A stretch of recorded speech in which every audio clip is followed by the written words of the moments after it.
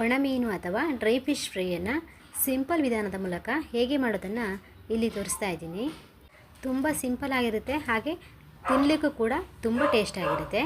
ನಾನಿಲ್ಲಿ ಒಣಮೀನನ್ನು ತೆಗೆದುಕೊಂಡಿದ್ದೀನಿ. ಇದು ಉಪ್ಪು ಹಾಕಿರ್ತಕ್ಕಂಥ ಒಣಮೀನು, ಹಾಗಾಗಿ ಇದನ್ನು ನೀರಿನಲ್ಲಿ ನೀವು ನೆನೆಸಿಟ್ಕೊಳ್ಬೇಕು. ಇದು ಉಪ್ಪಿನಂಶ ಎಲ್ಲ ಬಿಡಬೇಕು. ಈಗ ನಾನು ಒಂದು ಬಾಣಲೆಯಲ್ಲಿ ಇಟ್ಟು 2 ಸ್ಪೂನ್ ಎಣ್ಣೆಯನ್ನು ಹಾಕಿ 1 ಟೇಬಲ್ ಸ್ಪೂನ್ ಖಾರದ ಪುಡಿ, 1/4 ಟೇಬಲ್ ಸ್ಪೂನ್ ಅರಿಶಿನ ಪುಡಿಯನ್ನು ಹಾಕಿದ್ದೀನಿ. ಇದಕ್ಕೆ ನಾವು ತೊಳೆದಿಟ್ಕೊಂಡಿರ್ತಕ್ಕಂಥ ಮೀನನ್ನು ಹಾಕಿದ್ದೀನಿ.